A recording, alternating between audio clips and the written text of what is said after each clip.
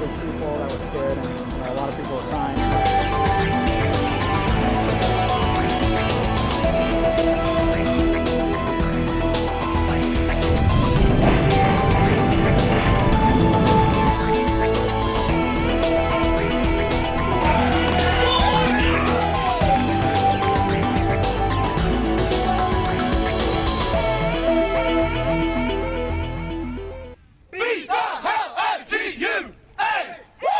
Outside Kyle Field, there was a lot of excitement. Maybe we'll get on the TV and somebody will see us. We'll be famous.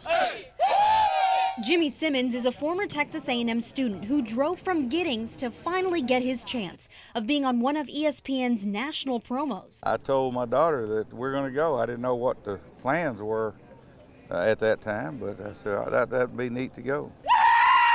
A&M students' enthusiasm for the opportunity could be summed up by Jason Nitch. I'm prepared for game day, for the college game day commercial for A&M, because this is SEC country. Woo!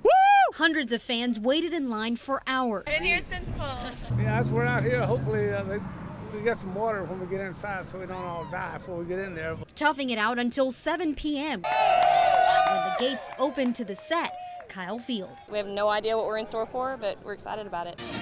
Lights, camera, action. The process for filming the college game day promo began. Ones from the past had a theme. This year's focus for the prime game day commercial is Midnight Yell. The plan is to have students and fans in the stands behind me. The commercial will be a total of 30 seconds long. The fans are really excited to at least get a shot at being on the big screen. I would not like to beat it down. There's a crew of about 100 people from ESPN on the field. This picture was tweeted by game day host Chris Fowler. Although the commercial is just half a minute, it will be the prime promo for the year. Filmed right here in Aggieland. Rashi Vats, News 3. Early in the morning, pest control crews were out fogging main campus near the Texas A&M golf course. But some employees on campus didn't feel they did it early enough. I think they should have started a long time. Dallas started having the problem a long time ago. Houston's had the problem. Now it's here. June was the first time this year that the Brazos County Health Department reported the university had an area with mosquitoes that tested positive for the virus. The response from the university was mosquito dunking, which kills the larvae, but not the existing mosquitoes. The university realized they weren't doing enough. As the summer drew on and there was more reports of West Nile virus and mosquitoes and also with some people contracting West Nile virus in the Brazos County and things like that, we just decided it was probably time to take action and begin the ground fogging. The university says main campus near the Texas A&M golf course is the only location fogged because mosquitoes in that area recently tested positive for the West Nile virus. And that's where a lot of adult mosquitoes live, so we want to try to take the opportunity to spray for mosquitoes, kill as many as possible. Get it, nip it in the butt before it gets too bad. If the health department reports that mosquitoes test positive in other areas on campus, the university says they will continue to spray in an effort to keep faculty and students safe. Rashi Vats, News 3. The search is on, and it has been all day for 57-year-old James Allen Bundage. He's accused of shooting and killing his neighbor, 55-year-old Patrick McHale. Sheriff Don Sowell with Grimes County Sheriff's Office says McHale called police for help around noon. 911 call came in from the individual that was shot. And the individual he kept was calling in saying that, talking about the suspect, James, we can settle this, and then the call went off. When investigators arrived, they say they found McHale dead with gunshot wounds outside his barn off of County Road 359 near Plantersville. Investigators say McHale was nowhere to be found, and neither was his 2010 black Toyota Corolla. I didn't think that guy was that type of guy that would do something like that. Carlton White says he knows the suspect and the victim. I would always see him at the store in Plantersville, and we buy each other coffee or whatever, you know. And he was a pretty nice guy, and I knew he trained dogs and stuff, and he worked with a couple friends of mine. He says he knew about the dispute the two neighbors were having over their property line, but is shocked with how it ended. The search has extended from Plantersville to Brenham and Houston, where Sheriff Sal says Bundage has family and friends.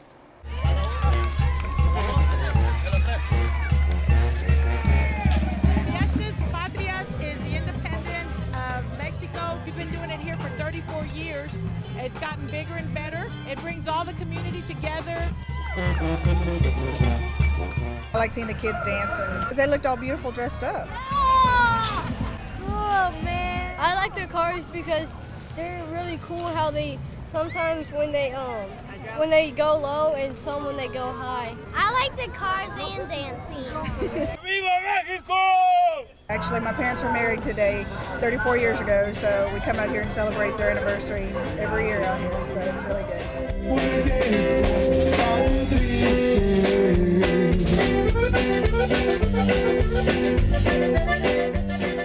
It's an opportunity to hear music, to taste the Hispanic and Mexican food. Got a little bit of everything from all the different states of Mexico, and it's wonderful. And then to see everybody out here dressed in their authentic Mexican attire, it's wonderful. It's beautiful, and to see all the families and the little kids and the elderlies and everybody together just having a great time. It's a way to give back and show the community exactly who we are, what we're about, and that we're just as much a part of the community and want it to, flourish and be great, showing everybody how much of a part that we are here.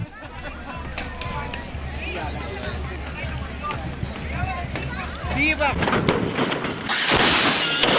These are the crash tests that help engineers make our highways and vehicles safer. And the Texas Transportation Institute has been ramming guardrails, signs, and barriers for 46 years at its Riverside campus in Bryan. But something changed for TTI 10 years ago. Since the events of 9/11, we've been testing perimeter security hardware for federal and state agencies. And on this testing day, the Nasatka Security Company wants to know something very important. This piece of equipment right here is what Nasatka Security specializes in. It's a mobile barricade system. And they brought it here to the Texas Transportation Institute to find out if it can stop that 15,000-pound truck at the far end of the runway. Nasatka already supplies fixed anti-terrorism barriers to the U.S. Defense Department, civilian government buildings in Washington, some large oil companies, power plants, chemical plants, and data processing centers. But this is a test of a towable barricade that can be set up in 15 minutes. Examples would be if there was a big sports event, if there was a political event, and they want to change kind of the routing of traffic in a city. And then from the military standpoint, at a lot of our bases outside the United States, they're not allowed to put in permanent systems. Recently, a Taliban suicide car bomber struck a NATO convoy in Kabul, Afghanistan, killing 17 people, including 12 Americans, one of them a Texas A&M former student. This is potentially life-saving testing. 6 cameras will record the crash. It takes extensive preparation, including numerous calculations and adjustments before it's go time. I'm always nervous at a crash test, sure. Recorder is on. Go ahead, Scott. On motion. Abort.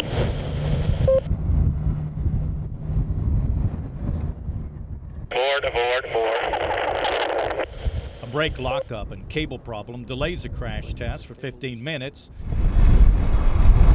Then it's time for a second try.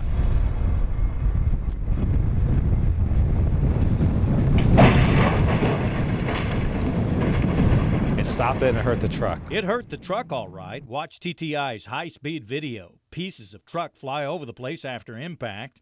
After the crash, the truck only moved 71 feet, enough to keep terrorist bombs away from an intended target. It worked well, and it's consistent with what we've seen in the other types of barriers in this family. After more analysis on the Big Bang, this anti-terror barricade has the potential to go to market and save lives.